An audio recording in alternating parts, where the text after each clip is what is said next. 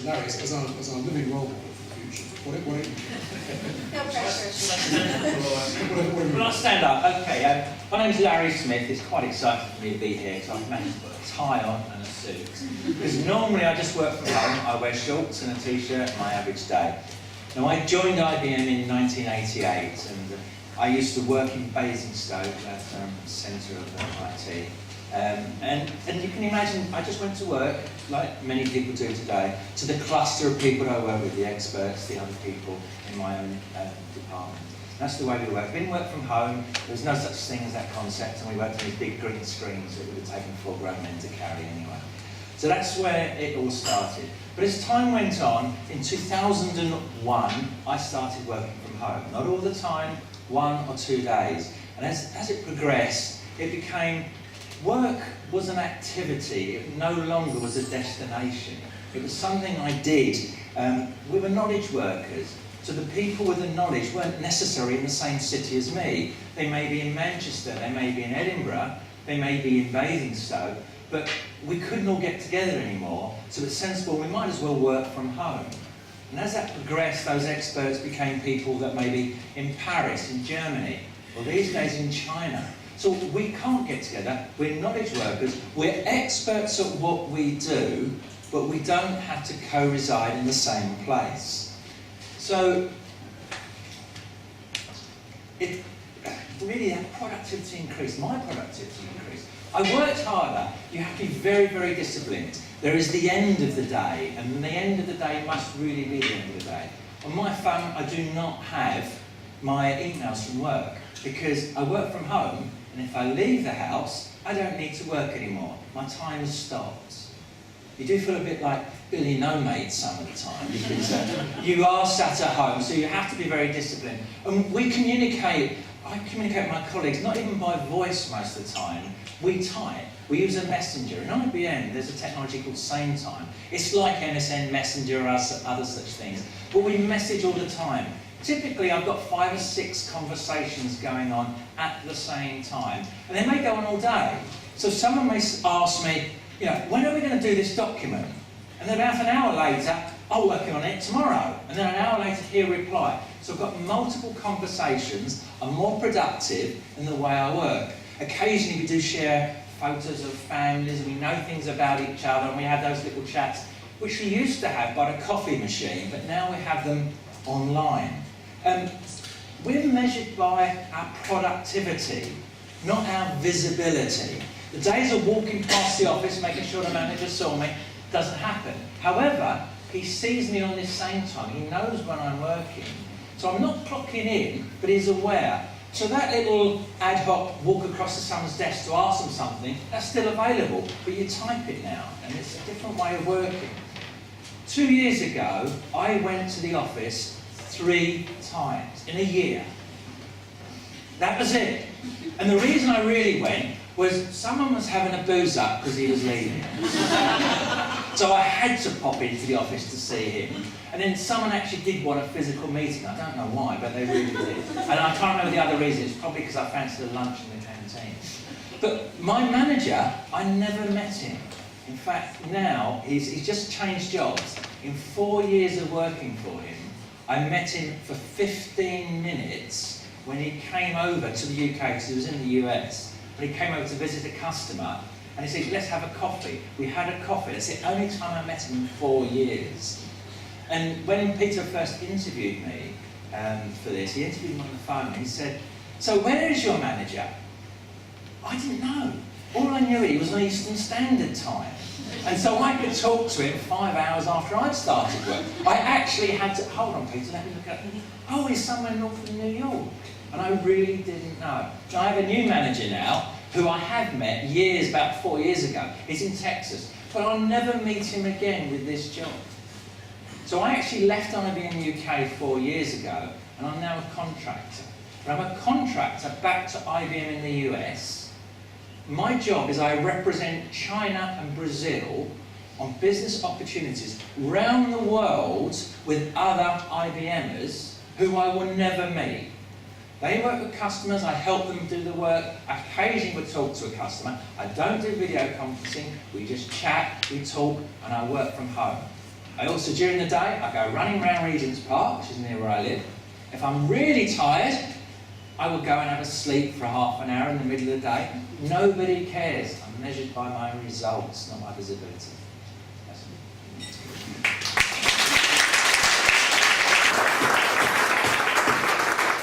If anyone ever says it can't be done, we introduce the firm to narrative. Gail, so introduce yourself. Sure. Hi, it's very nice to be here. That's the first thing I'd like to say. My name is Gail Sulkes. I'm just thinking how can I look more interesting than that? It's not possible. I had a career. I'm American. You might be able to hear that. I'm originally from Detroit. I've lived here in the UK for about 15 years, and I came here with Reuters. I was very fortunate to work for Reuters in New York and moved over to the UK in a fantastic role working with Reuters journalists globally. And that was actually one of my first exposures to sort of flexible working, when you're working with people in 96 countries and every time zone around the world, and things happening 24/7, you start to think flexibly about how you work. And I had a fantastic career with Reuters. About 6 years ago, I was getting what I would call a bit itchy for a few reasons. I had been in the corporate environment for quite a while, and I had a fantastic job. I was the head of organization development for Reuters. But I was thinking, am I going to be a lifer here? And I was just getting a bit antsy in my corporate seat, as it were. And really felt the need for more variety, more creativity. And I have a bit of an entrepreneurial spirit as well. And I thought, what would it be like to have my own business and be self-employed?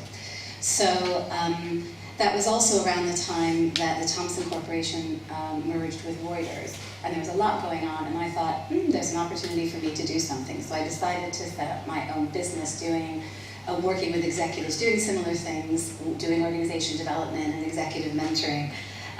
So I went in to resign my job, and it was totally unexpected. And they said, well, you can't do that. And I said, well, actually, I've sort of set up my own business, so I think I need to. And Thomson Reuters was very open-minded and said, well, you can still work for us. And I said, really? I'm setting up my own business. Said, no problem, let's talk. So we set up an arrangement at the beginning where I was an employee at Thomson Reuters for 3 days a week, and I also had my own business. And it was really, I think we'll talk more about this, but it was really interesting learning about ethics and my other business and the kinds of other business that I did and how I handled my work there. So I think it was fantastic on all sides. And I was an employee for about 3 years. Now I continue to have a relationship with Thomson Reuters, not as an employee, as a contractor. And I do work for them. It's quite flexible, but something around 2, sometimes 3 days a week, sometimes 4, sometimes 1. And very similar to Larry, I am accountable for some very important and critical work for the organization. I'm considered part of a senior team in the organization, but I'm also a contractor and I have my own business, and I do a lot of business with a lot of other organizations as well. I was thinking about what flexibility means and sort of what's on my mind about flexibility at the moment, and there are so many things coming up for me. So I was thinking about where I am, which country am I in. I do work for Thomson Reuters in Minnesota. I have a new client in Sweden. I was thinking about where am I doing it, but what kind of work am I doing? When am I doing it? With whom am I doing it? And in service of what? So one of the things that I'm really enjoying about being flexible at the moment is doing work in service of different things. When I was in a corporate environment, all of my work was in service of a profit-making entity. As a self-employed person, I can do some of my work in service of a profit-making entity. I can do some of my work very flexibly with a different fee structure in service of other types of organizations, NGOs or artistic organizations. And I can do what I call the Robin Hood principle. So I can earn money from profit-making organizations and then do work for free for organizations and people that I love and I'm passionate about. And that's certainly something I wouldn't have had as much flexibility to do when I was in one environment. Is anybody anybody else out there feeling a bit jealous at this stage? I know I am. Jacobina, do you want to continue with this trend of working as freelance? Sure, I'll try. So the reason I got into running Unilever's Agile Working Programme is because a very lovely lady over there on my left, Michelle Patterson, who now works at CBRE, recruited me. I was at Unilever in a job that I didn't particularly like, so I took the role, not really knowing much about it. Michelle's now she's then moved into the workplace space and now does it for CBRE. But for me, it's probably been the most rewarding job I've ever done. And if any of you are responsible in your organisations for doing this, my boss said to me, you and I will make bigger changes for Unilever, in decades to come than any reorganisation that this organisation is doing at the moment. And every week I get an email from people telling me what a difference the programme made to their lives. Just to give you a bit of background, if you don't know the Unilever story, it was introduced about 6 years ago at a time where the organisation was restructuring itself to be more global. It was shedding a lot of small brands and really focusing on its global brands. And there was an SVP in HR and an SVP in finance who looked at companies like Facebook and Google and realised that the way the world is working is changing. And Larry said to me beforehand, I can't believe we're still talking about this. I've been working like this since 2001. But I think the difference is technology companies should be working like that, Yahoo being the exception.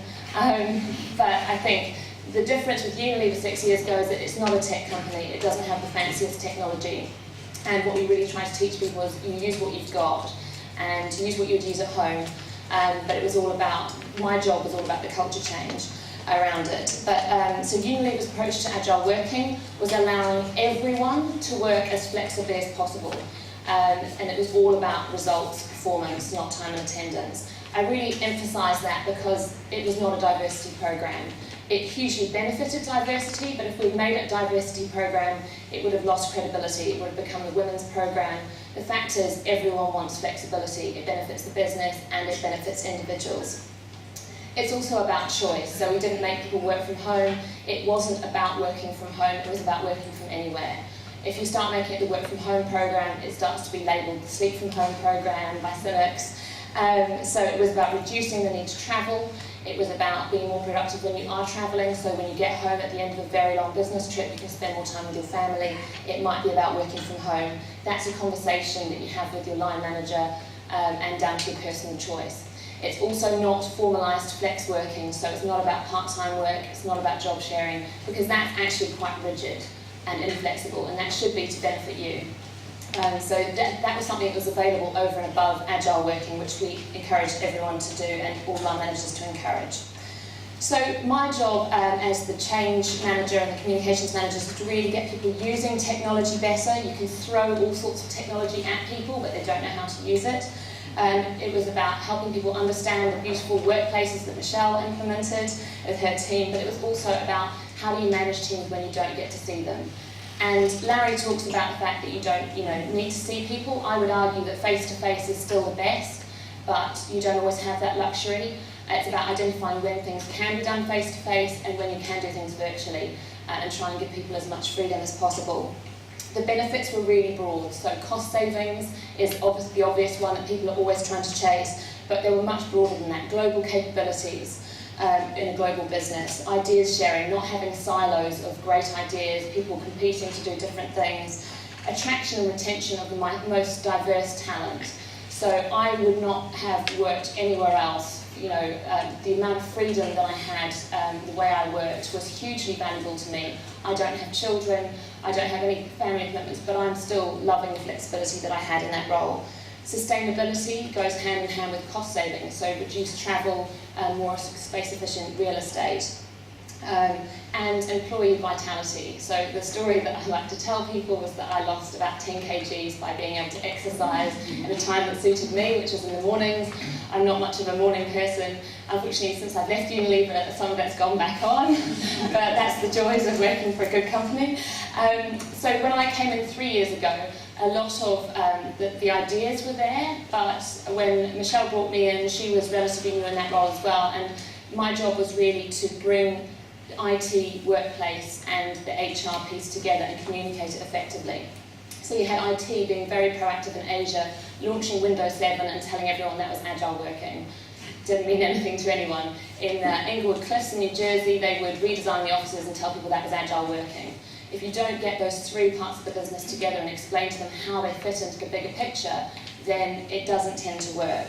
So I created online forums for those guys to talk to each other. I developed communications campaigns that each market could adapt to make locally relevant, e-learning modules of how to manage a team virtually. I ran lots of workshops virtually and face-to-face, redid the intranet site so that all the tools were available in one place, did an induction booklet. Unilever's induction is non-existent, so finally they had something telling them where to go and get all the tools that they needed, but also the conversation that they needed to have with their line manager on day one. Briefing recruitment agencies so that they could actually communicate externally what the proposition was to work at Unilever, and also entering Unilever for lots of awards and getting lots of media, trying to get lots of media about it. And that wasn't just to have a nice glittering trophy cabinet, that was a strategic move to get resistant leadership who don't like the idea, they're not particularly comfortable with it, but they're very happy to go and pick up a trophy at the end of the day. So we won lots of awards, which has been great. Unilever was named top employer in lots of different regions, had lots of good media. Probably the most exciting thing was last year's survey results of the Global People Survey. So last year, it was the first time we had 2 questions about agile working, and both questions came top out of all 50 questions in the GPS. And 87% of all 173,000 employees said that they felt that their line manager supported them to work in an agile way. 83% said it made them more productive. And when you talk about, countries like India and China where they work in very traditional ways, frankly, I was gobsmacked. I was expecting more like 30%. So for me, the learnings would be that you need to get that leadership buy-in that Alison was talking about. But you're not always going to keep leadership with their eye on that prize. They often get distracted by other things. So we really generated some grassroots momentum for it and grassroots support for it through the communications campaign. Those broad benefits so that you appeal to all different leaders like different things. It's got to be a win-win for employees and the business. If it's just a sort of a sense of entitlement that you can work from home, but there's no focus on performance and the business doesn't benefit, then it will be the first thing the company will cut. Similarly, if it's just something the company's going to take, we're taking away your desk, but we don't give you the freedom and the trust, then that won't work. And as I said, it has to be performance focused. And measurement, the one regret I have, which is that we didn't benchmark it at the very beginning. So we've had some great results off the back of it, but we've got nothing really to compare it to. And when I left in December, I left as a conscious move at that time because I felt that it was time that the business owned it. And I think business owning the whole proposition is really important. So I was in a project role, and I felt that we created enough tools that the business could finally take it over. And if I stuck around, they would have just constantly looked to me for help. So those are my learnings and my background.